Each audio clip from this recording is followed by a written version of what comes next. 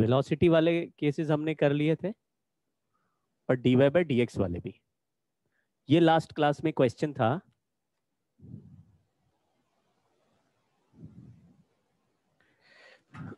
Recording on कर दी। हाँ, recording on हो गई है। किसका कार्यक्रम होगा, किसका कार्यक्रम होगा, किसका क्या डांस का कार्यक्रम होगा? सब लोग पिज्जा खाएंगे, बर्गर। चलो, सवाल ये है कि अगर ऐसा वेव इक्वेशन दिया हुआ है, देखो ध्यान से, बहुत बढ़िया तरीका मैंने निकाला है। मैंने निकाला एक्चुअली, देखो ध्यान से समझना। इस तरह का फंक्शन है, तो नॉर्मली इस तरह के फंक्शंस में ये वाला जो ब्रैकेट है ना, ये अगर जीरो हो जाए, ये अगर जीरो हो जाए तो ये जो y है इसका वैल्यू मैक्सिमम हो जाएगा। क्या इस बात पे सब एग्री करते हैं? अगर ये ब्रैकेट जीरो हो जाए तो y का वैल्यू मैक्सिमम हो जाएगा, यानी कि ऐसा पीक बनेगा। पीक ऐसे ग्राफ का पल्स बन रहा होगा, वो पल्स में एक मैक्सिमम वैल्यू है, दोनों साइड डिक्रीज है, क्योंकि होल स्क्वायर है ना, जैसा पॉजिटिव है वैसा नेगेटिव है। मुझे बताओ x का क्या वैल्यू रखने से ये ब्रैकेट जीरो हो जाएगा? हाँ, इसका मतलब ये जो पीक है ये x इक्वल टू +2 पे है at t is equal to 1। इस वाले में देखो तो x का कितना वैल्यू रखें कि ये फिर से जीरो हो जाएगा और आंसर सेम आ जाएगा, यानी y का वैल्यू वही आ जाएगा जो पहले था, लेकिन अब नए x के वैल्यू पे कितना वैल्यू रखें? What is the value of x to get this term zero, to get y का वैल्यू मैक्सिमम? -2। आप लोग बड़े चालाक निकले। तो पहले, अब ये -2 हो गया, इसका मतलब जो पल्स पहले +2 पे था अब -2 पे पहुंच गया t इज इक्वल टू 3 पे। तो बताओ पल्स का डिस्प्लेसमेंट कितना हुआ? पहले जो चीज +2 पे होती थी अब वो -2 पे होती है। डिस्प्लेसमेंट 4 हो गया। और डायरेक्शन क्या हुआ? इट इट क्या होता है? तो मतलब कि स्पीड हो गई डिस्प्लेसमेंट अपॉन टाइम 2, और डायरेक्शन हो गया -x एक्सिस। आपको मेथड समझ में आया? नॉर्मली ऐसे पल्स में सिंगल मैक्सिमा मिलता है, single maxima. Single maximum point होगा तो वो ढूंढ लो कि पहले मैक्सिमम कहां था, बाद में कहां, वो यूनिक वैल्यू चल रहा हो।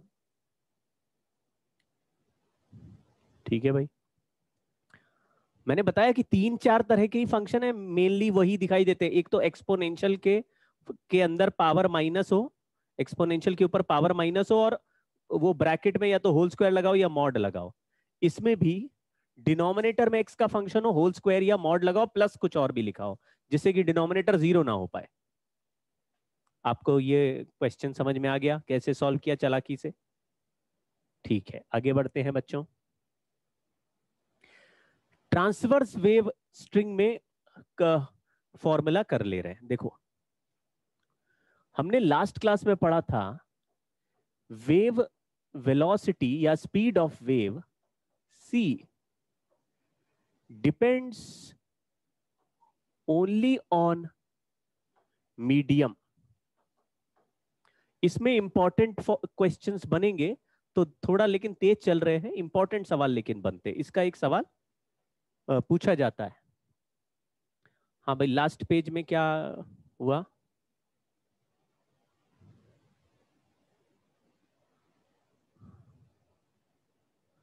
ये क्वेश्चन लास्ट क्लास में ही चला था, उसका हमने तरीका निकाला कि t इज इक्वल टू 1 पे पल्स x इक्वल टू +2 पे है, क्योंकि +2 पे ये मैक्सिमा बन रहा है, और फिर वही मैक्सिमा बाद में -2 पे दिखा, क्योंकि x का वैल्यू -2 रखने पर सेम मैक्सिमा आ रहा है।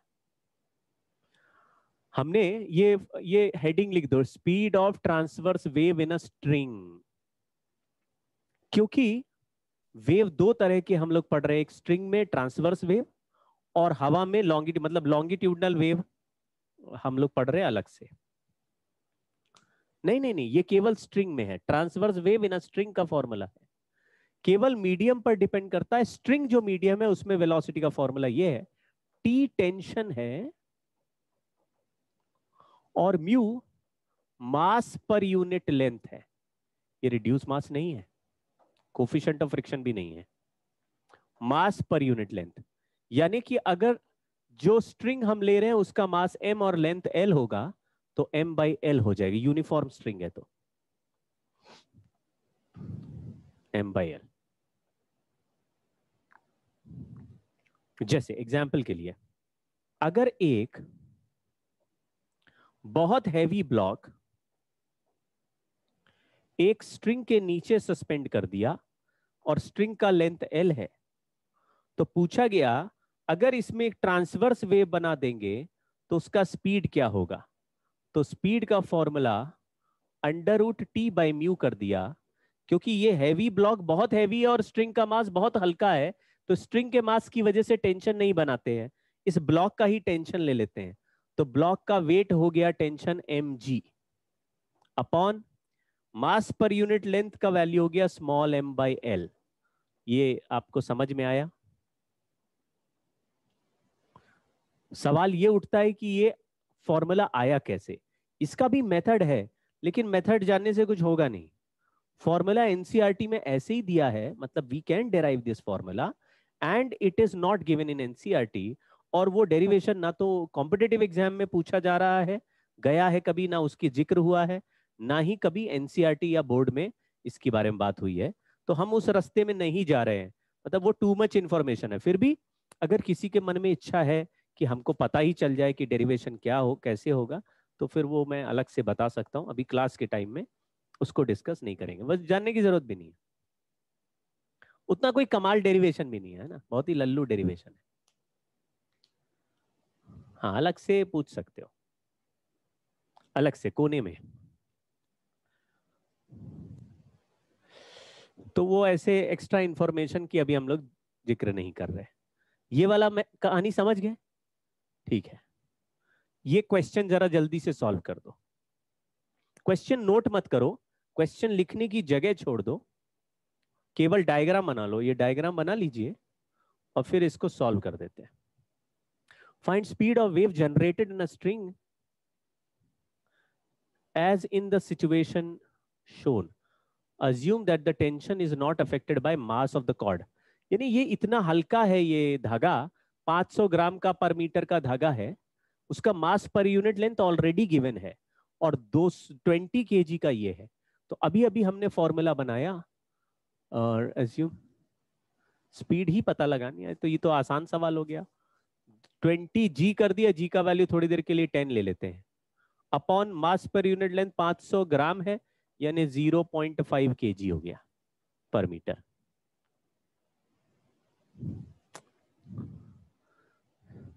तो ये 20 मीटर पर सेकेंड आ गया, करेक्ट है क्या?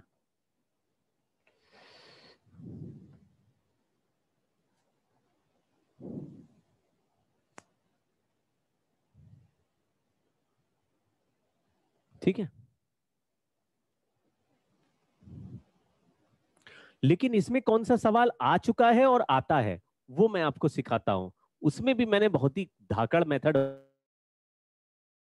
नहीं है, सब लोग इंटीग्रेशन से कर रहे हैं।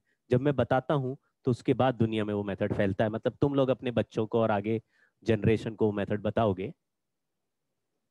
ये देखो लिखा हुआ uniform rope of mass 0.1 kg and length 2.45 m Hanks from a ceiling. अब ये रोप ही हैवी है, देखो ध्यान से। अगर मैंने एक हैवी रोप को ही सस्पेंड कर दिया ऐसे और बोला कि इस रोप का वेट ही इसका टेंशन बनेगा, तो क्या सब जगह टेंशन सेम रहेगा? यस और नो?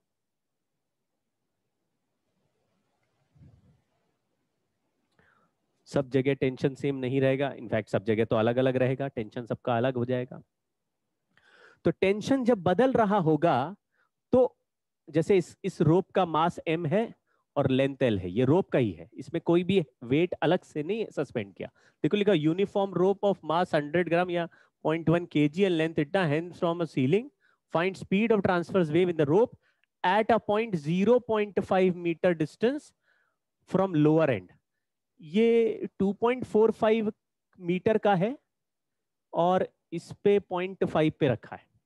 तो क्या इसका मास पर यूनिट लेंथ अगर सॉल्व करें तो ऐसे लिख सकते हैं, मास तो दिया हुआ है 0.1 डिवाइडेड बाय 2.45, ये तो हो गया मास पर यूनिट लेंथ केजी पर सेकेंड, केजी पर मीटर, सॉरी। ठीक।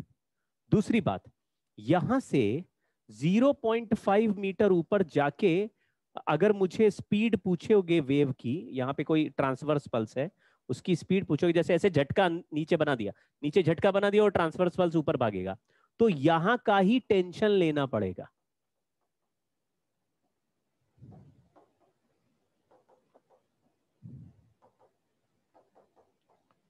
अब बताओ यहां का टेंशन निकालने के लिए हमको क्या करना चाहिए, बताओ। यहां का जो टेंशन है वो इसके नीचे रखे हुए वेट को ही बैलेंस कर रहा होगा। इसका मतलब है कि जहां जहां भी टेंशन चाहिए वहां के नीचे का वेट ही हमको टेंशन के वैल्यू को बैलेंस करता हुआ दिखेगा। जैसे टॉप मोस्ट पॉइंट पे टेंशन पूरा mg हो जाएगा, जबकि इस पॉइंट का टेंशन इसके नीचे वाला। इस बात को समझ गए क्या? तो अगर मैं बोलूं टोटल मास m है, टोटल लेंथ l है, और उसको ऐसे कर दूं, ये समझे क्या? आप लोगों की स्पीड बहुत अच्छी हो चुकी है, आप लोग जिस स्पीड से समझ रहे हो इट इज वेरी गुड। जो बच्चे समझ रहे हो उनको तो बहुत ही मजा आने वाला है। हाँ, लीनियर मास डिस्ट्रीब्यूशन है, पूरे एल लेंथ का मास m है, तो यूनिट लेंथ के मास के लिए m l से डिवाइड कर दिया और x लेंथ का मास निकाल के g से मल्टीप्लाई कर दिया, वेट आ गया। तो ये टेंशन का वैल्यू mgx/l हो गया। यहां का टेंशन आ गया यहां का। अगर इस पॉइंट का टेंशन हमको क्लियर है, यहां का टेंशन हमको पता चल गया, तो यहां का स्पीड में यही का टेंशन लिखना पड़ेगा। अब मैं देखो लिख रहा हूं आंसर। तो स्पीड का फॉर्मूला था √t/म्यू, म्यू खुद m/l है, तो √t की जगह लिख दिया mgx/l और डिवाइडेड बाय m/l, और लिख दिया m/l और m/l कट गया, तो स्पीड का फॉर्मूला यूनिफॉर्म रोप में आ गया gx, √gx। इस √gx को अगर ध्यान से देखो आपको दिखेगा यहां पे टेंशन 0 है, यानी यहां पर स्पीड 0 होगी। जैसे जैसे ऊपर चलेगा वेलोसिटी बढ़ती जा रही है क्योंकि x का वैल्यू बढ़ता जा रहा है। अगर मैं इसका स्क्वायर कर दूं तो c² इक्वल टू gx हो जाएगा। अगर हम इसको v² equal to u² plus 2ax से कंपेयर करें, देखो ये पल्स अगर x डिस्टेंस चला तो इसका c² का वैल्यू gx हो गया। तो बताइए क्या कंपैरिजन करने से ऐसा लग रहा है कि ये पल्स कांस्टेंट एक्सेलरेशन से चलता ऊपर जा रहा है?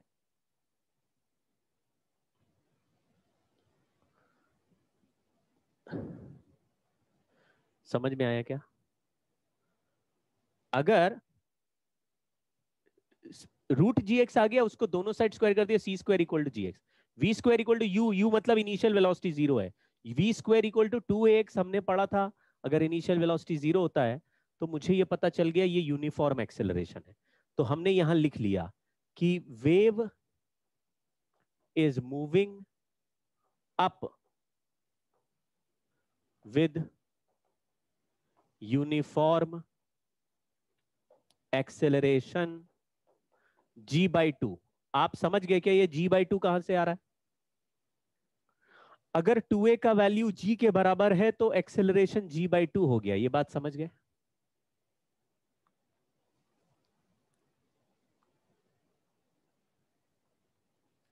अब सेकंड पार्ट जरा पढ़ो, सेकंड पार्ट पढ़ो क्या लिखा है। टाइम निकालना है, टाइम अब तुरंत आ जाएगा।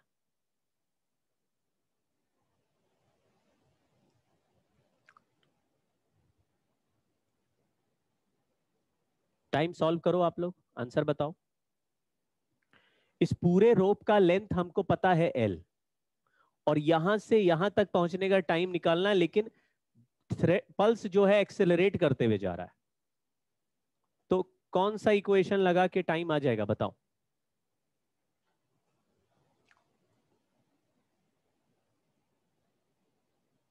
करो करो, क्या आंसर आया? तो हम लोग यहां अगर टाइम का आंसर निकालें पार्ट बी का, तो L is equal to half A T square, T का वैल्यू 2√L/G हो गया।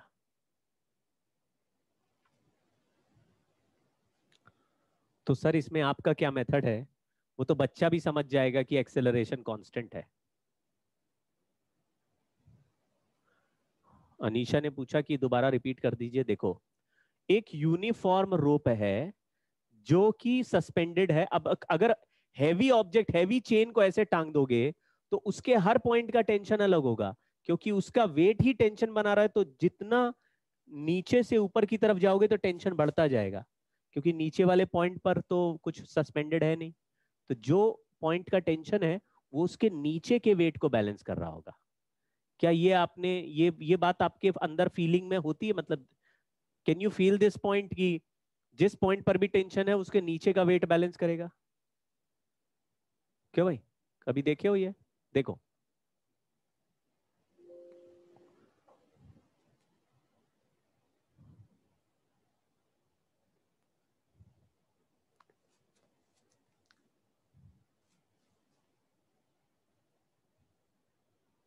पहले अब मैं फिर से आगे बढ़ूं।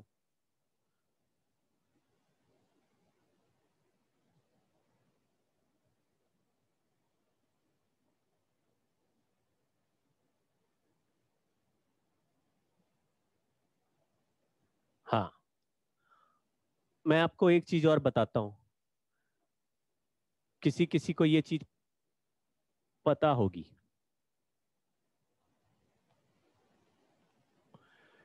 एक बार एक मूवी में, एक पिक्चर में, एक क्लिफ के ऊपर से पेड़ लगा हुआ था। उसमें एक एक्टर यानी हीरो अपना ऐसे टंगा हुआ था। फिर उसका पैर पकड़ के दूसरा हीरो टंगा हुआ था। फिर उसका पैर पकड़ के तीसरा हीरो भी टंगा हुआ था। मुझे बताओ, मतलब ये हीरो नंबर ए है, ये बी है, ये सी है। सी टी शर्ट पहन के ही आए घर से। तो ए बी सी तीन हीरो में सबसे ज्यादा जान किसकी निकल रही होगी? सबसे ज्यादा ताकत किसको लगानी पड़ रही होगी? ए को। हालांकि अगर ध्यान से देखो और ए हाथ छोड़ दे तो सबसे पहले मरेगा कौन? लेकिन फिर भी सबसे ज्यादा तकलीफ में कौन है? ए है। मान लो यहां पे जमीन है, तो मान लो ग्राउंड यहां पे है, अब ए ही खतरे में है। अब ए ही खतरे में। तो ए बी सी जिस पॉइंट पे देखो, इसके पैर एकदम खाली हैं। खाली मतलब ये पैर ऐसे ऐसे हिला भी रहा होगा, गाना भी गा सकता है। ये नीचे वाला पैर ऐसे ऐसे हिला सकता है, कुछ नहीं। क्या इसके पैरों पे टेंशन आ गया होगा कि नहीं? ए वाले तो आपको ये समझ जाना चाहिए इस एग्जांपल से। नहीं तो आप भी दो तीन लोग मिलके ये एक्सपेरिमेंट कर सकते हो कि अगर हम एक छत से नीचे तक जाएं और ऐसे दो तीन लोग लटक जाएं तो क्या होगा, किसके क्या होगा। एक एक करके सब लोग एक्सपीरियंस करके देखो, तो आपको ऐसा पता चलेगा कि जैसे नीचे से ऊपर जाएंगे तो टेंशन का वैल्यू बढ़ता जाएगा। वही गेम यहाँ पे हुआ है कि नीचे से ऊपर टेंशन बढ़ रहा है क्योंकि वेट नीचे कम है। जैसे जैसे ऊपर जा रहे हैं सस्पेंडेड वाले वेट का पार्ट बढ़ता जा रहा है। तो हमने कहा कि अगर किसी एक्स डिस्टेंस पे, नीचे से एक्स डिस्टेंस पे अगर मुझे स्पीड पता लगानी हो तो उसी पॉइंट का टेंशन पता लगा लेते हैं। तो tension of this point is इसके नीचे का वेट। तो इतना नीचे का जो वेट है वो हमने कैलकुलेट कर लिया। टोटल लेंथ एल है, टोटल मास एम है, तो एक्स लेंथ का वेट कैलकुलेट कर ली यूनिटरी मेथड से। टेंशन आ गया। टेंशन को मास पर यूनिट लेंथ से डिवाइड कर दिया तो वेलोसिटी आ गया। वेलोसिटी को मैंने तुरंत ऑब्जर्वेशन में देखा तो वेलोसिटी तो बिल्कुल वैसे ही 2ax जैसा हो गया जैसे कि यूनिफॉर्म एक्सेलरेशन के केस में तो v square equal to U square plus 2ax, तो वैसा हो गया। तो मुझे पता चल गया कि 2a का वैल्यू g हो गया, 2a का वैल्यू g हो गया, तो मुझे पता चल गया कि इसका मतलब wave is moving up with uniform acceleration g/2, 2a का वैल्यू g तो a का वैल्यू g/2। फिर मैंने टाइम निकालने के लिए सेकेंड पार्ट में पूछा है कि फुल लेंथ ऑफ रोप चलने के लिए कितना टाइम लगेगा। फर्स्ट पार्ट तो सॉल्व ही नहीं किया। फिर find the speed of transverse wave at the, इसी में रख देते हैं वैल्यू, तो g की जगह 10 और x की जगह 0.5, 0.5 रख देते हैं। तो हमारा रूट g की जगह 4.9 रख दे तो कैसा आएगा, नहीं मतलब 9.8 रख दे तो कैसा रहेगा, 9.8 इंटू 0.5 करा तो 4.9 आया, तब भी कुछ मजा नहीं आया, यानी कि रूट 5 ही हो गया, कुछ मजा नहीं आया। रूट 4.9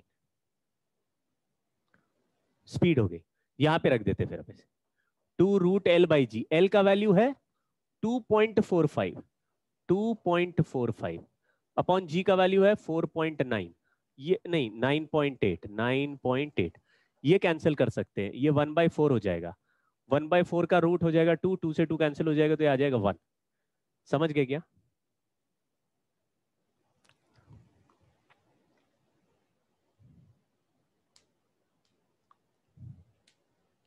तो अभी जो मेथड सीखा उसमें ये बात आपके दिमाग में बैठ गई कि यूनिफॉर्म रोप हो, यूनिफॉर्म मतलब ऊपर से नीचे तक एक ही जैसा क्रॉस सेक्शन है और मास पर यूनिट लेंथ भी यूनिफॉर्म है, तो फिर वेलोसिटी यानी स्पीड का फॉर्मूला ऐसा बनता है रूट जी एक्स कि वेलोसिटी कांस्टेंट एक्सेलरेशन से बढ़ती हुई दिखाई देती है, यानी पल्स का एक्सेलरेशन कांस्टेंट हो जाता है g/2। लेकिन अगर थोड़ा सा सवाल और कॉम्प्लेक्स बनाए, कहां गया ये रहा, इसको ध्यान ना दो, इसको मिटा देता हूं। कौन सी मूवी है?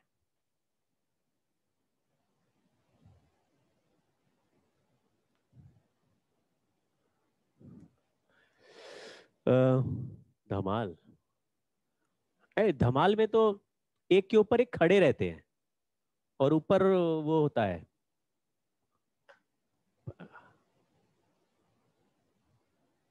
चलो ये हो गया। अभी दूसरा है हमारा खेल इसमें,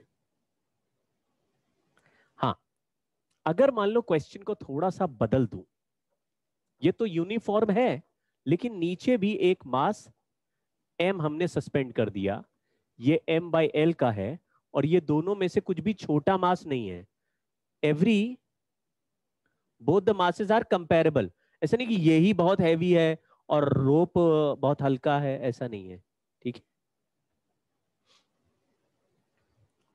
तो ये हो गया। अब लेकिन ये यूनिफॉर्म क्रॉस सेक्शन का है, ये यूनिफॉर्म रॉड है, यूनिफॉर्म रॉड। इसमें एक नीचे वाले एंड ए पर एक ट्रांसवर्स पल्स बनाया जो ऊपर ट्रैवल करके जाएगा और यहां पहुंचेगा एंड बी पे। पूछा गया है सवाल कि time taken by pulse to move from A to B, find लिख देते हैं, ठीक है। बहुत जल्दी लेकिन करेंगे, अब आप ध्यान से देखते जाना और जादू से क्वेश्चन सॉल्व हो जाएगा। जादू क्या होता है?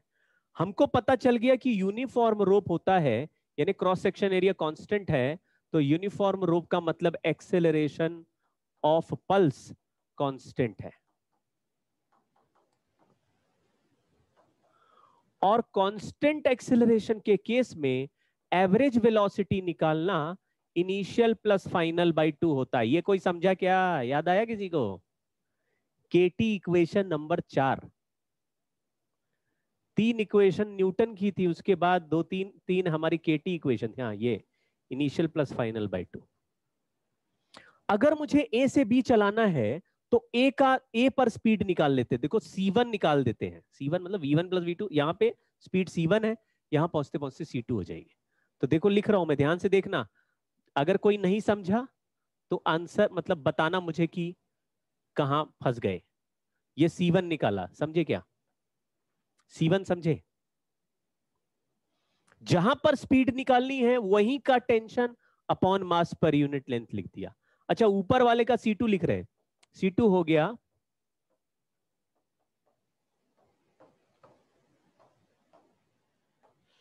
ये कोई समझा? C1 C2 लिखना बड़ा आसान है, C1 C2 लिखना बड़ा आसान है।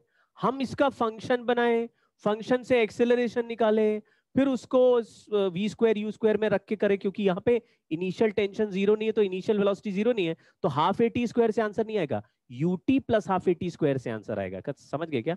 लेकिन वो करने की जरूरत नहीं। अगर एक नीचे वाले पॉइंट का टेंशन आ गया, ऊपर वाले का आ गया, तो टेंशन से स्पीड पता चल गई, फिर हमारा टाइम का आंसर आ गया L by C1 plus C2 by 2। Hello hello hello, समझ गए क्या?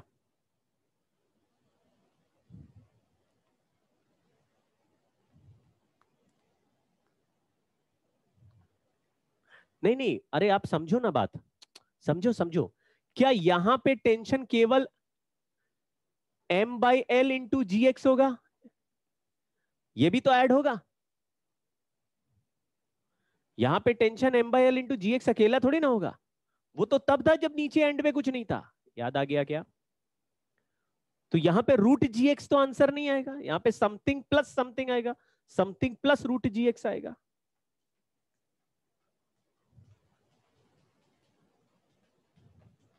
थोड़ा समझने की कोशिश करो। दूसरी बात, यहां पे इनिशियल टेंशन जीरो नहीं है तो इनिशियल वेलोसिटी भी जीरो नहीं है। अगर इनिशियल वेलोसिटी जीरो नहीं तो UT plus half A T square में रख के क्वाड्रेटिक इक्वेशन के फॉर्मूले से टाइम निकालना पड़ेगा। UT plus half A T square से टाइम कैसे निकालोगे? क्वाड्रेटिक सॉल्व करोगे ना श्रीधराचार्य से। श्रीधराचार्य सुने हो कभी?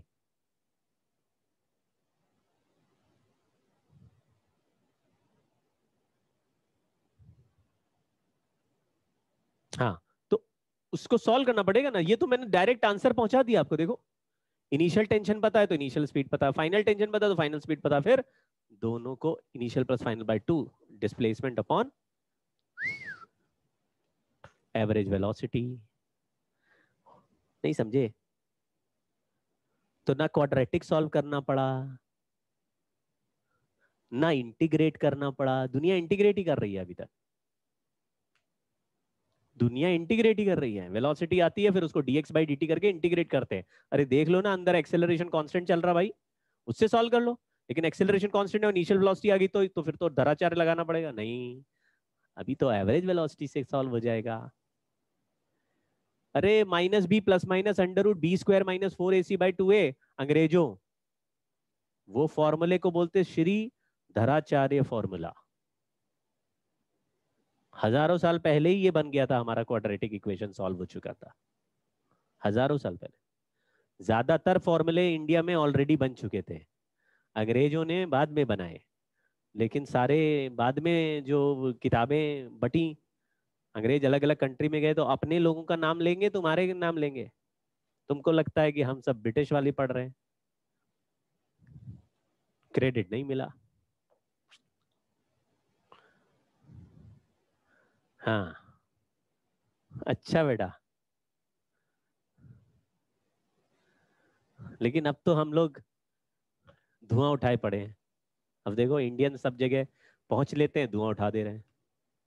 यूएस की यूनिवर्सिटीज में जाओगे, सारे टॉपर आपको इंडियन मिलेंगे, सारे। है उनकी औकात आईआईटी में पढ़ने की?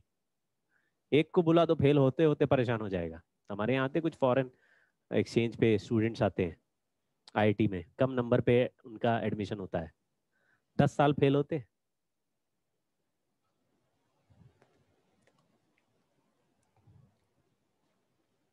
गल्फ कंट्रीज से बहुत बच्चे आते हैं, कई एनआरआई भी आते हैं। एनआरआई कोटा होता है, उसमें एडमिशन आसानी से होता है, फीस ज्यादा होती है। आते हैं तो 50 बार फेल होते हैं, तब उनको समझ में आता है कि पास होने के लिए कितना पढ़ना पड़ता है। खैर,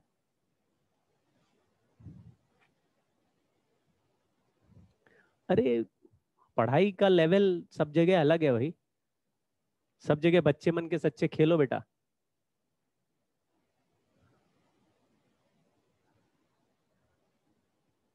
नहीं, यहाँ पे हम लोग बहुत जान लगा रहे हैं यार, बहुत सारी चीजें, बहुत सारे मेथड्स, बहुत सारी कॉन्सेप्ट्स सीख रहे हैं। समझ रहे हो? वहां कोई नहीं सीख रहा। एक साल में एक सब्जेक्ट को मेजर करते हैं वो लोग भाई। एक साल, पूरे साल एक ही सब्जेक्ट पढ़ते हैं, क्या बकवास है। यहाँ पे तो 10 सब्जेक्ट पढ़ लेते हैं, ऊपर से स्कूल इंग्लिश भी पढ़ाता है। और एक एक्स्ट्रा सब्जेक्ट और पढ़ाता है।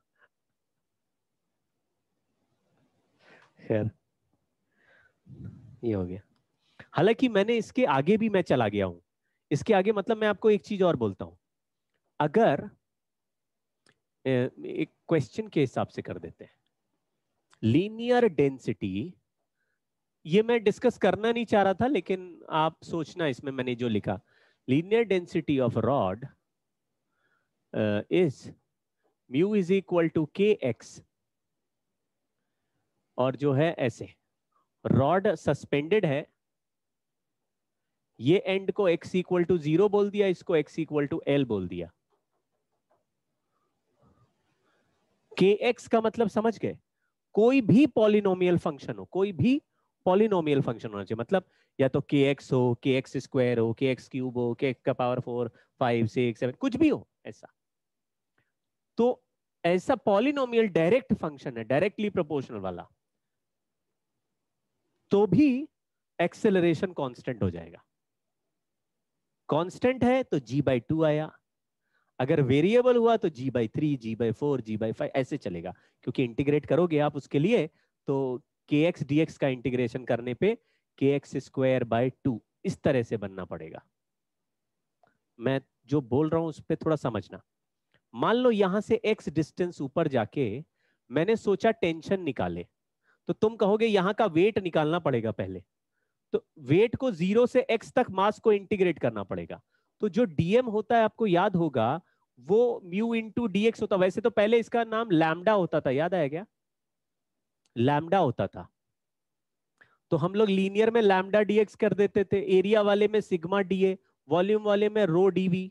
हाँ, तो म्यू dx को इंटीग्रेट करेंगे 0 टू x, तो मास 0 टू x का आ जाएगा, और टेंशन का वैल्यू इसको g से मल्टीप्लाई करके आ जाएगा।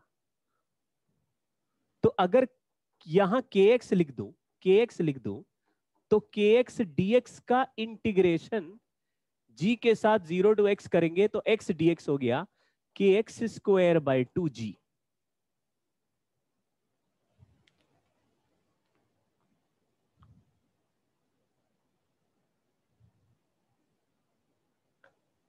ठीक है क्या? अब c का फॉर्मूला होता है √t/μ। अब देखो t की जगह लिखा kx² और /2, kx²g/2, और म्यू की जगह लिखा kx, क्योंकि वो तो kx दिया ही है x डिस्टेंस पे, यहां पे kx है।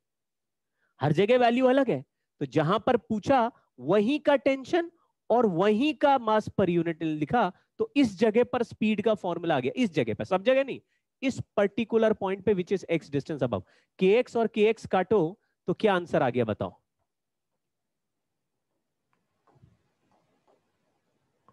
पहले क्या था? पहले कितना था? √gx, पहले था √gx, पहले था √gx, अब कितना हो गया? √gx/2। अब तो सोचना, अगर ये kx² कर दूं तो कितना हो जाएगा? kx² कर दूं तो क्या हो जाएगा? x² dx मतलब 3 आ जाएगा नीचे, gx/3, यानी जितना पावर है उसमें एक नंबर और ऐड हो जाएगा। सर वापस वापस वापस चले गए सर। ए सर, वापस क्या होता है? कहां? अरे मुझे पता नहीं चल रहा कहां फंस रहे हो।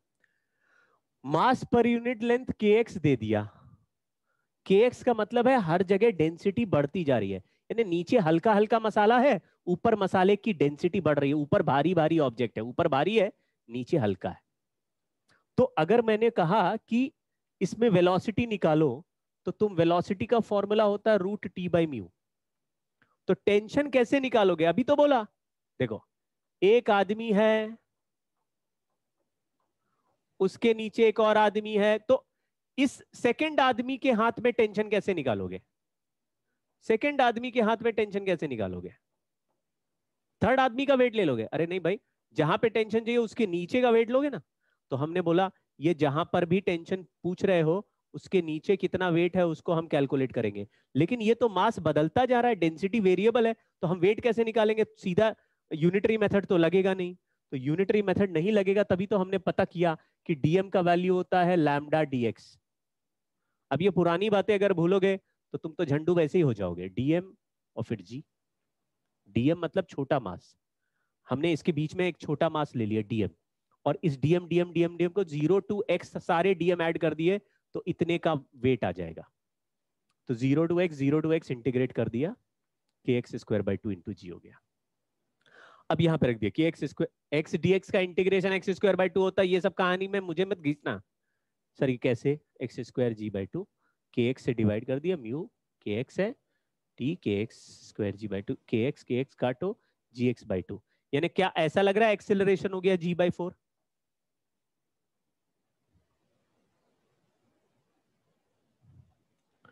टू ए का वैल्यू g/2 है।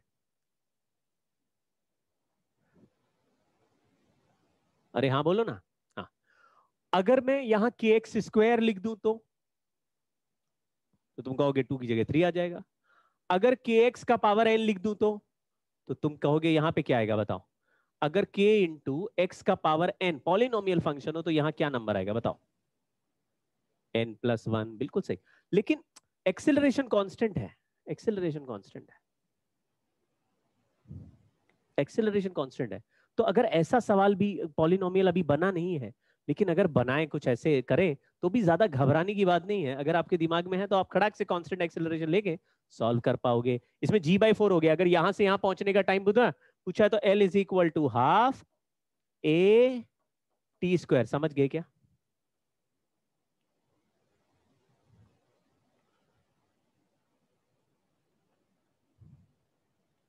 ½ a t², टी आ जाएगा। ठीक है, तो मैंने यूनिफॉर्म रॉड का बता दिया, पॉलिनोमियल नॉन यूनिफॉर्म रॉड का बता दिया। पॉलिनोमियल में ही काम करेगा। अभी तुम बोलो सर साइन एक्स का ग्राफ दे दिया तो, कॉस एक्स का दे दिया, मतलब फंक्शन दे दिया तो एक्सपोनेंशियल में तो क्या करेंगे? अरे तो क्या करेंगे, तो इंटीग्रेट ही करोगे, फिर सॉल्व करोगे, फिर उससे जो आंसर आएगा करोगे सॉल्व। मतलब ऐसे कुछ भी देते नहीं है। चलिए, पहला इक्वेशन हमने किसके लिए लिखा बच्चों? स्पीड का फॉर्मूला लिखा ट्रांसवर्स वेव का। किसमें? स्ट्रिंग में। यानी एक फॉर्मूला हमारा ट्रांसवर्स वेव का आया। अब आगे हेडिंग लिखो, speed of longitudinal wave. Longitudinal wave का जो एग्जांपल है वो साउंड वेव है, स्पीड ऑफ लॉन्गिट्यूडनल वेव। तो स्पीड का फॉर्मूला लॉन्गिट्यूडनल वेव के लिए रूट मॉड्यूलस ऑफ इलास्टिसिटी, ऐसे लिख लेना पहले, है ना, modulus of elasticity upon density, ये होता है। लेकिन सॉलिड की जब बात करते हैं तो मॉड्यूलस को यंग्स मॉड्यूलस कहते हैं, और लिक्विड या गैस की बात करते हैं तो फिर बल्क मॉड्यूलस कहते हैं। ये फॉर लिक्विड एंड गैस। तो ऊपर वाला फॉर्मूला सॉलिड में स्पीड का है, और ये वाला फॉर्मूला लिक्विड और गैस में है। लेकिन न्यूटन का फॉर्मूला जो था इज C इक्वल टू गा गा नहीं,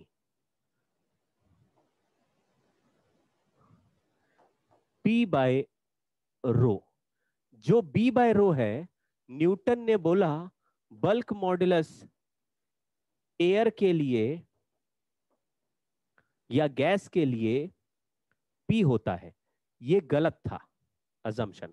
आपने सुना होगा लाप्लास करेक्शन कहते हैं इसको, लाप्लास करेक्शन, लाप्लास कुछ कहते होंगे, सुने हो? चलिए,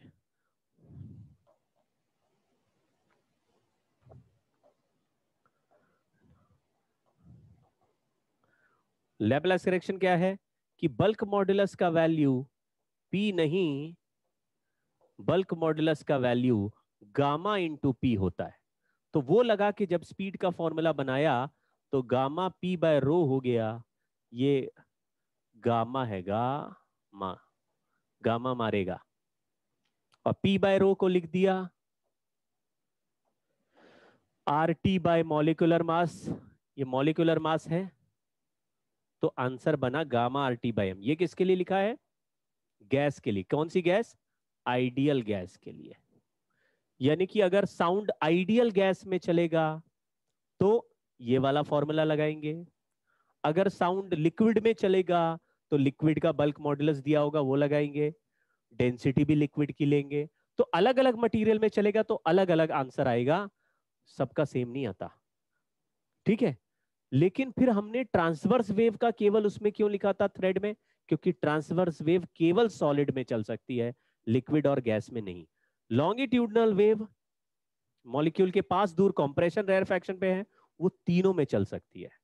ट्रांसवर्स वेव कभी लिक्विड और गैस के अंदर नहीं चल सकती। तुम बोलते हो सर वेव हमने देखी तो है, पानी में ट्रांसवर्स वेव चलती है, वो वाटर के सरफेस पे चलती है, पानी के अंदर ट्रांसवर्स वेव कभी नहीं चलती। ये हम लोग लिक्विड के अंदर ट्रैवल की बात कर रहे हैं। सरफेस वेव अलग हो गया, उससे कंफ्यूज नहीं होना, है ना, उसको अलग कैटेगरी रखना, क्योंकि सरफेस पे सरफेस टेंशन है। हमको टेंशन चाहिए, ट्रांसवर्स फोर्स चाहिए लॉन्गिट्यूडनल वेव को, ट्रांसवर्स वेव को चलाने के लिए। धागे में एक टेंशन होता है ना, सरफेस पे भी सरफेस टेंशन होता है, वहां चल सकती है। लेकिन अंदर किसी लिक्विड और गैस के अंदर टेंशन नहीं होता, वहां पे स्ट्रेस और स्ट्रेन और इलास्टिसिटी हो सकता है, प्रेशर हो सकता है, तो वो उसके हिसाब से चलेगी।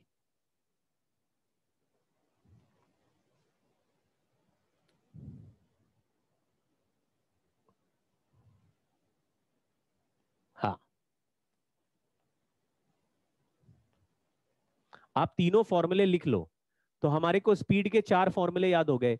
एक हो गया, अगर थ्रेड में स्ट्रिंग में बनाएंगे तो under root tension upon mass पर यूनिट लेंथ, और सॉलिड में लॉन्गिट्यूडनल बनाएंगे Y by rho, under root Y by rho, और लिक्विड में बनाएंगे under root B by rho, और गैस में बनाएंगे तो gamma P by rho, root of gamma P by rho या gamma R T by M.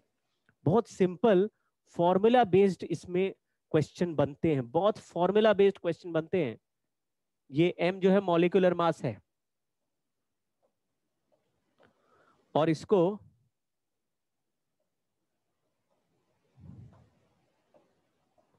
Molecular mass को आपको किलोग्राम में रखना होगा।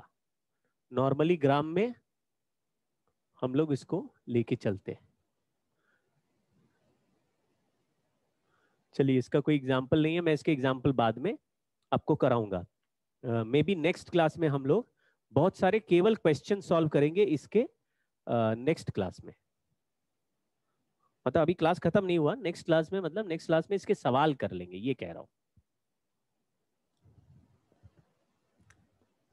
भग ना जाना। अरे भाई, 1 मोल, किलोग्राम, ये सब क्या आप लिख रहे हो? किलोग्राम में इसलिए लिखते हैं मास को, क्योंकि जैसे मॉलिक्यूलर मास है ऑक्सीजन का, मैंने पूछा, आपने बोला हाँ 815 तक है, आपने कहा भाई 32 ले लेते हैं, तो ऑक्सीजन का अगर 32 ले लेंगे तो 32 ग्राम ऑक्सीजन का मॉलिक्यूलर मास होता है। हम लोग 32 इंटू 10⁻³ पूरा लिखना पड़ेगा। समझ गए ना? मतलब एसआई यूनिट में चलोगे तो इसको किलोग्राम में लिखना पड़ेगा ऐसे।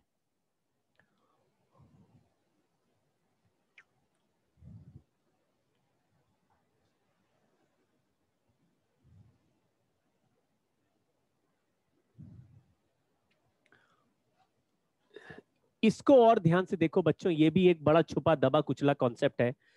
हमने ऐसा सीखा कि दुनिया में अगर पार्टिकल डिस्प्लेस हो रहे, ट्रांसवर्स वेव में तो पार्टिकल ऐसे डिस्प्लेस होते हैं, हवा में पार्टिकल डिस्प्लेस होते दिखते नहीं है।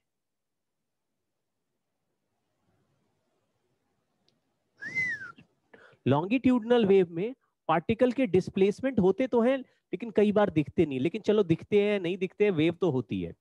तो वेव को डिस्प्लेसमेंट से प्रेजेंट कर किया जाता है। ट्रांसवर्स वेव में वेव पार्टिकल ऊपर नीचे उछलते हैं, और लॉन्गिट्यूडनल वेव में वेव पार्टिकल एक दूसरे के पास दूर आते हैं, यानी कि बीच का गैप डिक्रीज होता है, इंक्रीज होता है। तो हमने क्या ऐसे भी तो सोच सकते हैं कि किसी मीडियम में अगर साउंड है तो वहां के पार्टिकल एक दूसरे के या तो पास आ जाएंगे या दूर चले जाएंगे।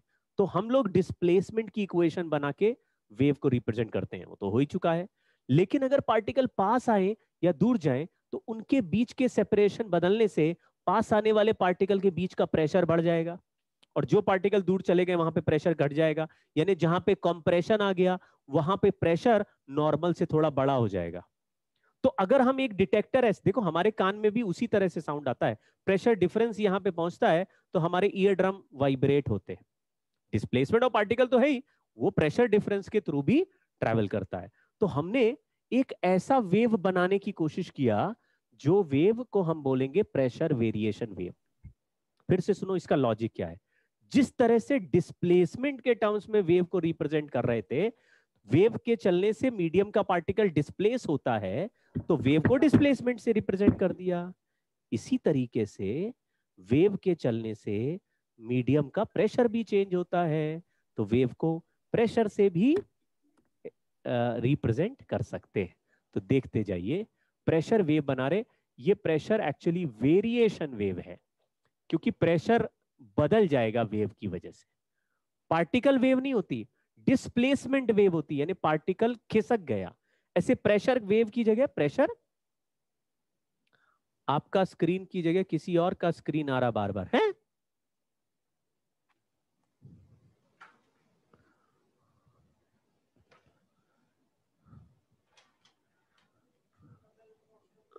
यहां कोई है, बुला दीजिए, किसी को बुला दीजिए।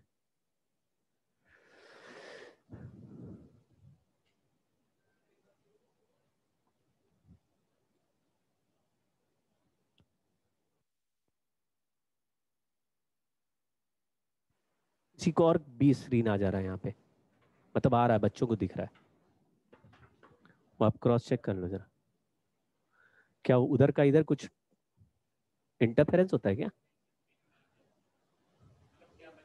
बच्चे कह रहे हैं सर किसी और का स्क्रीन आ जा रहा बीच बीच में। वो यूट्यूब वाला इधर तो नहीं घुसता है क्या है?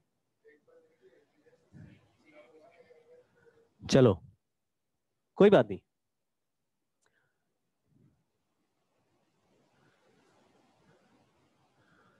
पिन कर ले, अच्छा पिन कर दो आप मेरा, वो वैसा हो जा रहा लग रहा है। वो स्पॉटलाइट कर दो वीडियो, पिन कर दो।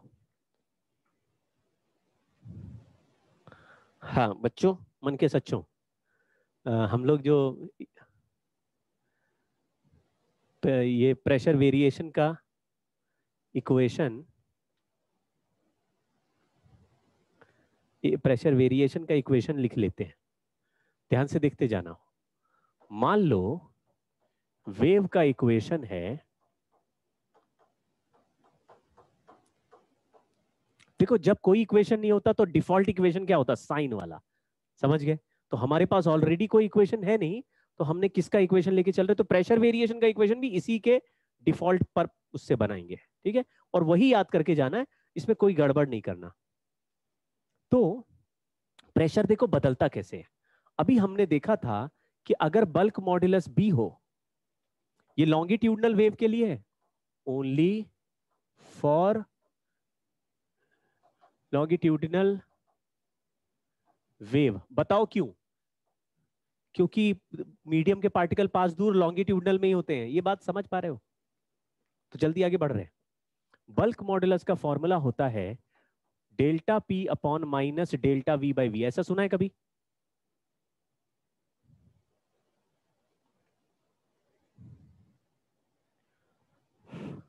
तो डेल्टा पी को ऐसा लिख सकते हैं क्या, minus B into delta V by V. Delta V by V को बोलते हैं स्ट्रेन, लेकिन इस चैप्टर में स्ट्रेन को डी वाई बाय डीएक्स बोलते हैं। ये हमने एक्सप्लेन किया था क्या लास्ट टाइम? ऐसा एक्सप्लेन किया था कि delta V by V strain D Y by DX ही होता है? नहीं किया तो देख लो, देखना ध्यान से। दो लेयर्स हैं, दोनों का एरिया ए है, ये एक्स है और ये एक्स प्लस डी एक्स है। ये लेयर 1 है, ये लेयर 2 है। एक लेयर है एक्स पे, दूसरा लेयर है एक्स प्लस डी एक्स पे। कितना गैप है इनके बीच में? कितना गैप है? What is the gap between them? ये ओरिजिनल गैप है, मतलब अभी लेयर में कोई भी डिस्प्लेसमेंट नहीं हुआ। तो एक लेयर एक्स पे है, दूसरा लेयर डीएक्स पे है, एक्स प्लस डीएक्स पे है, और दोनों अपने ओरिजिनल पोजीशन पे है। फिर मैंने वेव का धक्का दिया तो ये वाला आगे खिसक गया। जितना आगे खिसक गया उसको मैंने वाई बोला। ये लेयर नंबर 1 ही है, लेकिन आगे खिसक गया। तो ओरिजिनल पोजीशन से जितना खिसकता है उसको डिस्प्लेसमेंट बोलते हैं। और ये वाला जो है वो y प्लस डी वाई आगे खिसक गया, क्योंकि सब तो बराबर खिसके नहीं तभी। अब देखो इसमें ऐसा लग रहा है ना कि रेयर फैक्शन हो गया, थोड़ा सा, थोड़ा ऐसे। तो ये गया y आगे और ये गया अपने ओरिजिनल पोजीशन से layer 2 y plus D Y आगे। तो बताओ इनका गैप अब कितना हो गया? ये गैप था dx, अब कितना हो गया? अब लिखोगे dx के साथ dy और ऐड हो गया। अगर दोनों बराबर चलेंगे तो dx का गैप dx ही रहेगा, वो dy और एक्स्ट्रा चला गया, dx प्लस dy हो गया। समझ गए? अब अगर ऐसे लिखें कि इनिशियल वॉल्यूम था a dx और फाइनल वॉल्यूम है a dx plus dy। Initial volume था a dx, फाइनल वॉल्यूम है a dx प्लस dy। तो चेंज इन वॉल्यूम कितना हुआ? करेक्ट। अब यहां पे लिख रहे हैं change in volume upon original volume कितना हुआ? a dy upon a dx, यानी dy बाय dx यहां पे रख दिया है।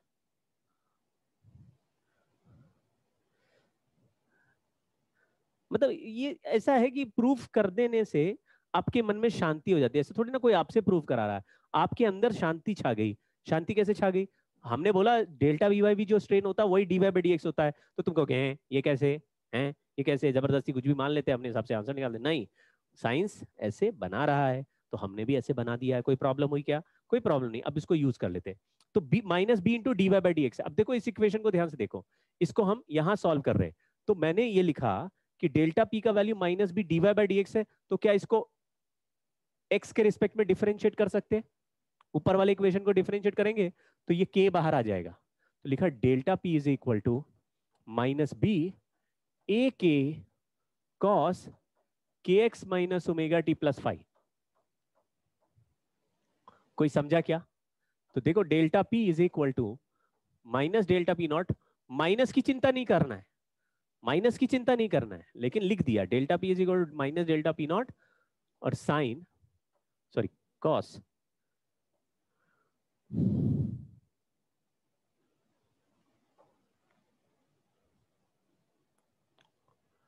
Cos K X minus omega T plus 5। Delta P not को लिख दिया मैंने बी ए के बैक। डेल्टा पी नॉट इसको बोलते हैं एम्पलीट्यूड ऑफ प्रेशर वेरिएशन।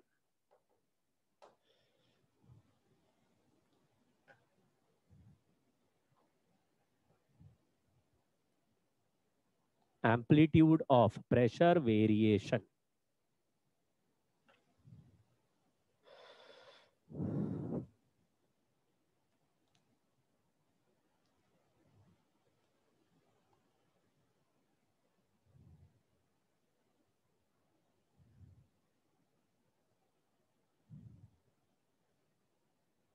अगर मैं आपसे जल्दी से पूछूं कि what is the phase difference between displacement wave and pressure variation wave.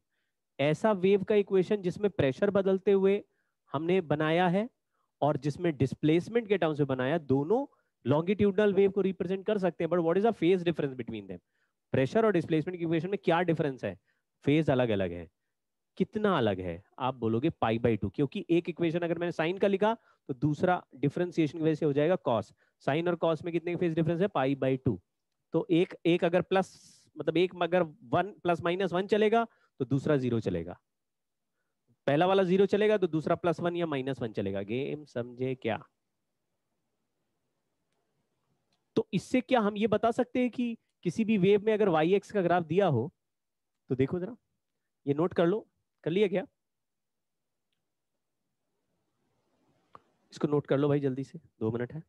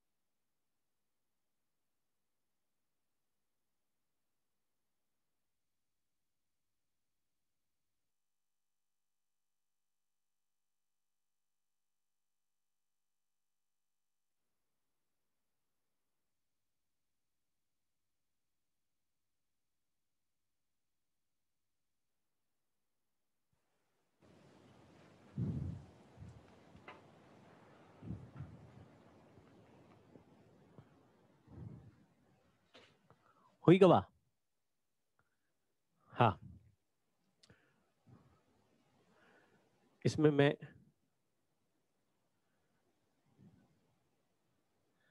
यहां पे, इसको अभी ध्यान नहीं देना है ना, इसको लिख लेंगे बाद में। यहां पे एक सवाल कराता हूं, एग्जाम्पल। एक लॉन्गिट्यूडनल वेव का किसी टाइम टी पर ग्राफ ऐसा दिया हुआ है। सर लॉन्गिट्यूडनल वेव है तो ऐसे कैसे होगा? अबे तो ग्राफ तो तुम वाई और एक्स में ही बनाओगे ना। डिस्प्लेसमेंट चाहे सामने है, लेकिन डिस्प्लेसमेंट को उठा के वाई एक्सिस पे और ओरिजिनल पोजीशन को एक्स में ही तो बनाओगे, तो ग्राफ तो 2D बनेगा। कुछ समझे क्या? पार्टिकल तो आगे पीछे ऑसिलेट होता है, लेकिन ग्राफ थोड़ी ना आगे पीछे बना दोगे।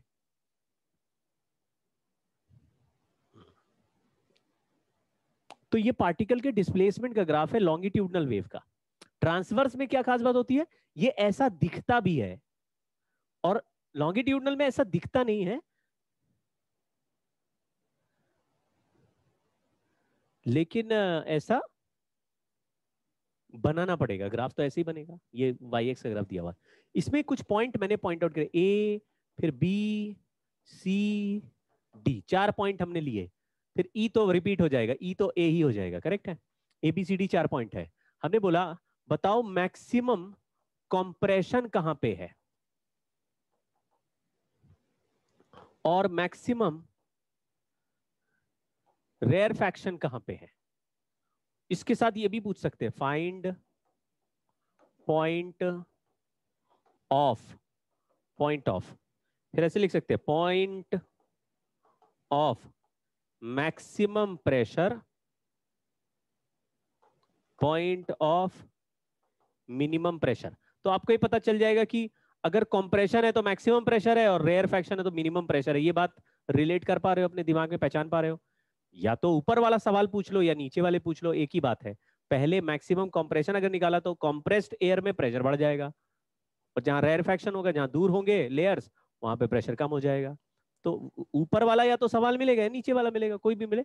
इन चार में से कौन सा पॉइंट है बताओ, कहां प्रेशर मैक्सिमम है, कहां मिनिमम है? तो जल्दी जवाब नहीं देना है, समझ के जवाब देना है। डेल्टा पी का वैल्यू है -b dy/dx। अब इसको देख के जवाब दो, चलो इसको देख के जवाब दो, हाइट के हिसाब से नहीं देखो, इस लॉजिक को समझ के जवाब दो। बताओ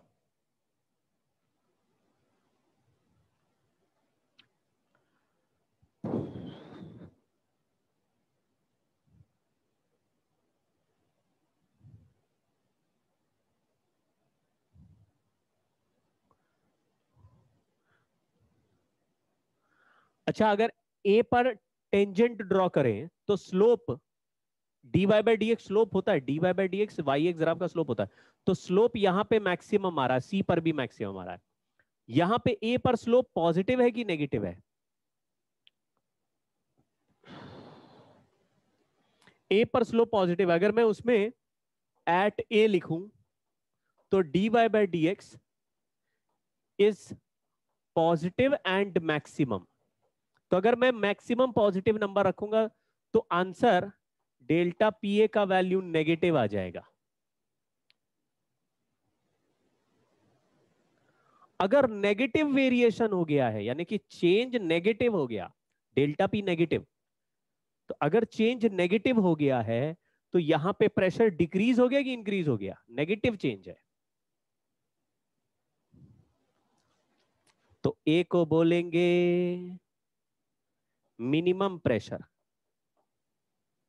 मिनिमम प्रेशर, और मैक्सिमम रेयरफैक्शन। ये केवल आप ही कर पाओगे। आपको ये मेथड समझ में आया? कुछ कुछ लड़कों से पूछना, ये होगा नहीं किसी से, मैं बता रहा हूं आपको। देखिए, जो बुक्स में नहीं दिया वो लोगों को नहीं पता है, क्योंकि टीचर बुक्स से पढ़ते हैं और उससे कराते हैं, ज्यादा दिमाग नहीं लगाते। हमारी तरह कुछ चिरकुट टीचर होते हैं जो ज्यादा दिमाग लगाते हैं, पढ़ते हैं, 10 बार सॉल्व करते हैं, 50 क्वेश्चन सॉल्व करते हैं, फिर उसमें ट्रिक ढूंढते हैं कि यार इसमें जुगाड़ कोई लगा के जल्दी सॉल्व हो जाएगा क्या, कुछ प्रोसेस बना ले तो क्या जल्दी सॉल्व हो जाएगा क्या। ऐसे ही झंडू टीचर ही ये सब ट्रिकबाजी बता पाते हैं। इसी बात पे धीरे से मैंने अपनी तारीफ भी कर ली, तुम लोग समझ ही गए होगे।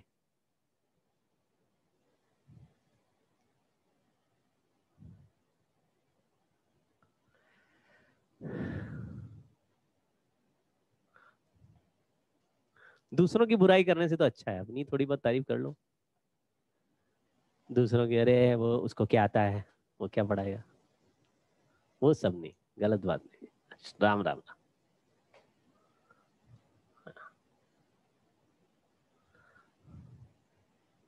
अरे तुम लोग तो साल भर बेचारे मिल ही नहीं पाए, टैलेंट तो तुम लोगों को देखने को मिल जाता है एक आध बार क्लास में। चलिए, ये हो गया। अब ये फॉर्मूला बच्चों लिख लो, ये फॉर्मूला है लाउडनेस। आवाज जो सुनाई देती है उसमें कितना लाउडनेस होता है, डेसिबल बोलते हैं ना, डेसिबल में साउंड आ रहा है, डेसिबल इसका यूनिट। संडे को कुछ नहीं है, संडे कंफर्म कर दूंगा, संडे को संडे है। मैं ऐसे कोशिश कर रहा हूँ कि संडे को हम लोग मिल ले, इस संडे को मिल लेते हैं। जो भी ऐसे कंपलसरी नहीं है, जो भी मिलना चाहेगा तो मिल सकते हैं, है ना। एक बार 5 मिनट 10 मिनट सबको जान लेंगे ना, मतलब ऐसे फेस टू फेस देखा नहीं है तुम लोगों को, तुमने तो मुझे देखा है, लेकिन मैंने तुम लोगों को, ज्यादातर लोगों को नहीं देखा। एक आध जादू का फोटो देखा है और टेढ़ा ऐसे लेटा हुआ साकेत देखा है मैंने, बस।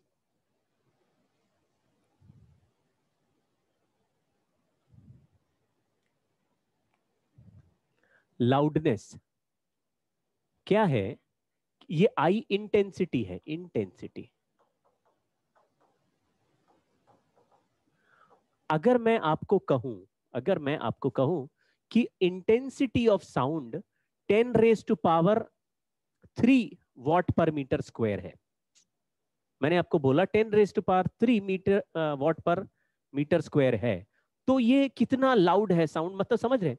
तो वो आदमी के दिमाग में जज करवा पाना बहुत मुश्किल है।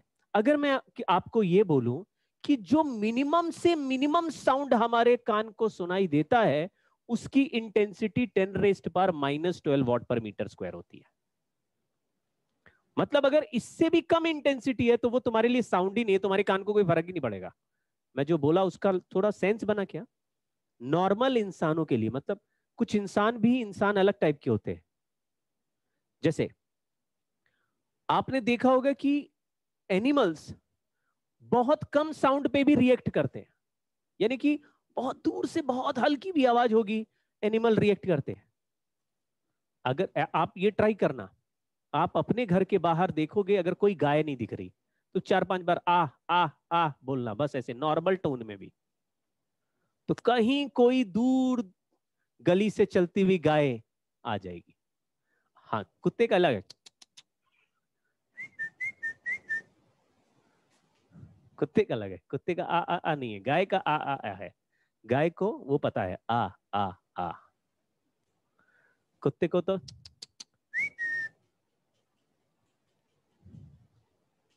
सबका साउंड अलग है।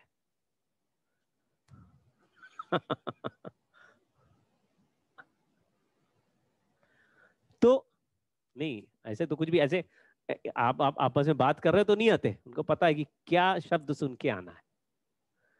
तो मतलब जैसे तुम दूसरी गली में हो तो तुमको सुनाई नहीं देगी वो साउंड, लेकिन तुम देखोगे तुम्हारे सामने से गाय भागती जा रही दूसरी गली की तरफ, कहोगे अरे इसको क्या जल्दी है, उसको पता चल गया वहां से एक धीरे से आवाज आई है, जो उसके लिए आवाज है, तुम्हारे लिए उसका फर्क नहीं पड़ रहा। क्यों? क्योंकि तुमको मिनिमम इंटेंसिटी 10⁻⁻12 से छोटा साउंड सुनाई नहीं देता। 10⁻⁻12 से छोटा साउंड सुनाई नहीं देता, मतलब अगर इंटेंसिटी इससे कम है तो नहीं सुनाई देगा। लेकिन इंटेंसिटी का जो ये यूनिट है वॉट पर मीटर स्क्वायर, इस पे वैल्यू ड्रास्टिकली चेंज होती है नॉर्मल साउंड की भी। जैसे अगर मैं नॉर्मल आवाज में भी बोल रहा हूं तो भी मेरा इंटेंसिटी ऐसा नहीं है कि सर अभी जैसे अगर बिल्कुल सुनाई नहीं दे रहा तो 10⁻⁻12 या उससे छोटा साउंड है, उससे कम है इंटेंसिटी। और अगर थोड़ा भी बोला तो हो सकता है 5 × 10⁻⁻12 हो जाएगा, ऐसे नहीं होता। साउंड की इंटेंसिटी ड्रास्टिकली चेंज होती है। जैसे कि नॉर्मल जो साउंड सुनाई देते हैं उनकी इंटेंसिटी 10⁻⁻6 -5 -4 ऐसे, मतलब इसका 10⁻6 टाइम्स ज्यादा या 7 टाइम्स ज्यादा, मतलब 7 जीरो एक्स्ट्रा लग गए साउंड में, वो हमें नॉर्मल साउंड सुनाई देता है। तो इंटेंसिटी का यूनिट और इंटेंसिटी का जो फॉर्मूला है बहुत ही मिसलीडिंग है। यानी कि अगर मैंने बोला मिनिमम इंटेंसिटी तुम्हें सुनाई देती है 10⁻⁻12, मैंने इंटेंसिटी 10,000 टाइम्स कर दी, तो बताओ तुम्हारे कान में दर्द होगा कि नहीं? तो तुम्हारे कान को कोई फर्क नहीं पड़ेगा, जरा सा साउंड आएगा। 10,000 टाइम्स इंटेंसिटी करने पर भी साउंड में जरा सा फर्क पड़ रहा है। तो किसी ने कहा भाई इस यूनिट के हिसाब से बताओगे तो आदमी कंफ्यूज हो जाएगा, बोलोगे साउंड की इंटेंसिटी 10,000 टाइम्स कर दी, बोलो साउंड सुनाई दिया कि नहीं दिया। लेकिन देखा गया कि हमारे कानों को बहुत इंटेंसिटी बढ़ाने से भी ज्यादा फर्क नहीं पड़ रहा, क्योंकि इंटेंसिटी के वैल्यूज में आपस में जो गैप है और जो हमारे कन्वर्जन फैक्टर है वो अलग हो रहे हैं। इसलिए एक नए तरह का यूनिट बनाया गया, उसका नाम लिखा लाउडनेस। अब लाउडनेस के हिसाब से किसी को बताओगे कि भाई 50 डीबी का साउंड आ रहा है, 90 डेसिबल का साउंड आ रहा है, 200 डेसिबल का साउंड आ रहा है, तो ये छोटे यूनिट है, एक के बाद एक के बाद एक, हमारा दिमाग इनको समझ पा रहा है। तो देखो कैसे बनाया गया। जैसे अगर मैं बोलूं कि आई इंटेंसिटी है, मैं एक एग्जांपल लेता हूं। If I is equal to 10⁻³ watt per metre square, find loudness. बस इसमें फॉर्मूले में वैल्यू रखना है। तो लाउडनेस एल का वैल्यू था 10 LOG log 10 का पावर 3 अपॉन 10 का पावर -12, पावर ऊपर पहुंचाया तो 15 हो गया। 10 का पावर 15 यानी log 10⁻15 का वैल्यू 15, जो पावर है बस वही आंसर। तो 10 × 15, 15 का मतलब हो गया 150 dB। जितने पावर में वैल्यू चेंज हो रही है उसको 10 से मल्टीप्लाई कर दो, उतना डेसिबल साउंड। हाँ बिल्कुल वैसे ही रिक्टर स्केल, इंटेंसिटी बहुत, लेकिन हमने उसको सबको टोन डाउन कर दिया, पावर को नंबर दे दिया कि अगर तुमने 100 टाइम्स किया तो पावर 2 बढ़ाया तो 20 डेसिबल। हमने 2 डेसिबल क्यों नहीं बोला? पहले यूनिट बेल ही बनाई गई थी, बेल यूनिट थी, लेकिन वो बेल वाली यूनिट आंसर इतना कम कर देती थी कि उसको डेसी बेल कर दिया 10 से मल्टीप्लाई करके, है ना? जैसे मीटर में यूनिट चल रहा है, अब मीटर का वैल्यू इतना छोटा हो जा रहा है तो तुम छोटा यूनिट करके थोड़ा बड़ा नंबर ले लोगे। तो हम लोग मीटर बहुत छोटा छोटी लेंथ मेजर करते हैं तो फिर मीटर में क्यों करेंगे, फिर सेंटीमीटर में मेजर कर लेंगे। वैसे ही हाँ, हेलो हेलो, हाँ बोलो। सर एक बार रिपीट कर सकते हैं डिस्कनेक्ट? क्या, कौन सा वाला चीज? लाउडनेस वाला फिर से। कौन सा वाला? यही लाउडनेस वाला?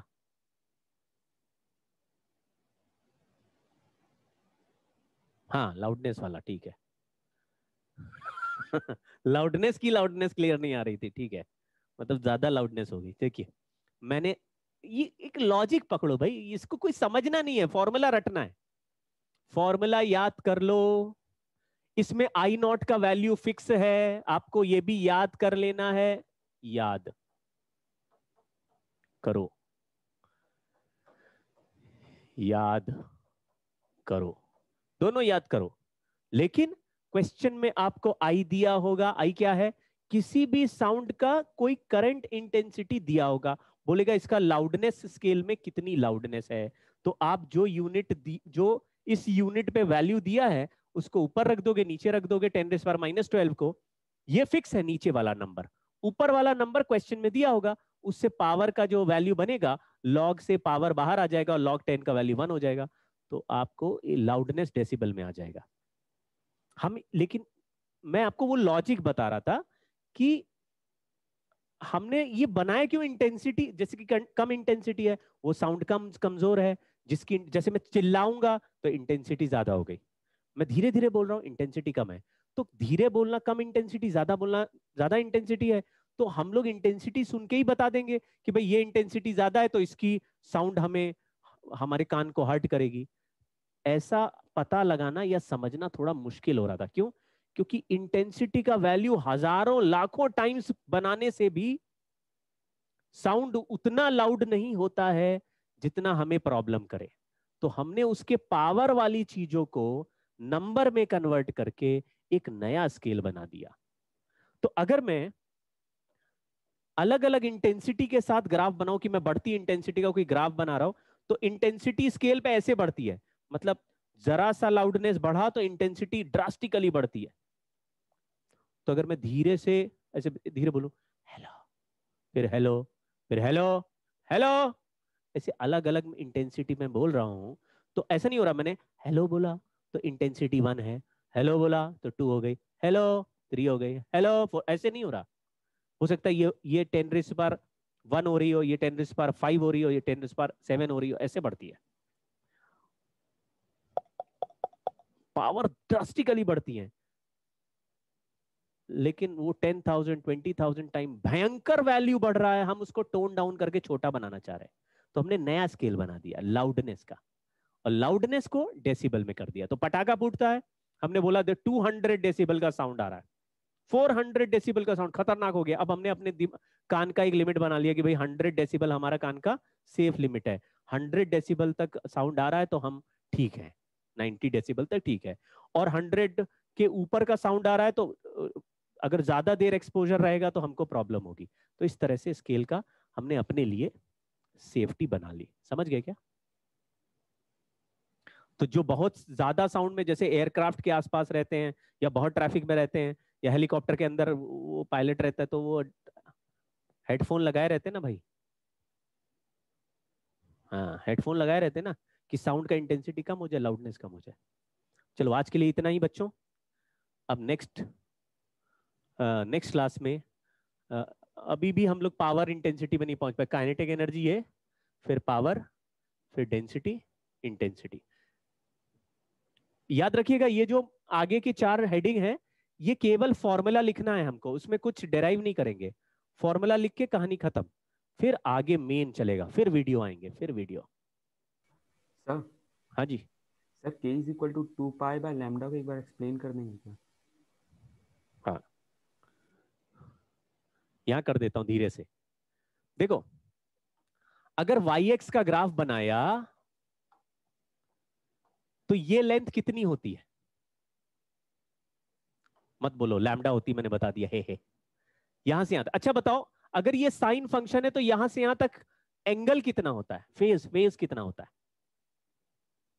फेज कितना होता है? ये होता 2 पाई। यानी कि लैम्डा का जो लेंथ है वो फेज में किसके इक्विवेलेंट है? लैम्डा का जो फेज है वो किसके इक्विवेलेंट है? 2 पाई के, 2 पाई के, 2 पाई के, है ना? तो यूनिट लेंथ कितने फेज के इक्विवेलेंट है? 2 पाई बाय लैम्डा। तो एक्स डिस्टेंस कितने फेज के इक्विवेलेंट है? 2 pi by lambda into x. कुछ समझे क्या? ये फेज हो गया ऑफ एक्स डिस्टेंस। अरे रुक जाओ भाई, रुक जाओ। हाँ, तो इस जो नंबर है इसको मैंने के लिख लिया। तो जब साइन के अंदर फेज लिख रहे हैं तो ये 2 pi by lambda into x लिखा हुआ है, क्योंकि ये किसी भी एक्स वाले पार्टिकल का फेज पता चल रहा है। लैम्डा का फेज है 2 पाई, तो एक्स का फेज है 2 pi by lambda into x. मतलब अगर यहां से एक्स डिस्टेंस आगे जाएंगे तो कितना फेज हुआ, उसके लिए ये कन्वर्जन फैक्टर बन गया। थोड़ा दिमाग लगा लो आगे का, ठीक है? चलो जी, नमस्ते। आज के लिए इतना ही।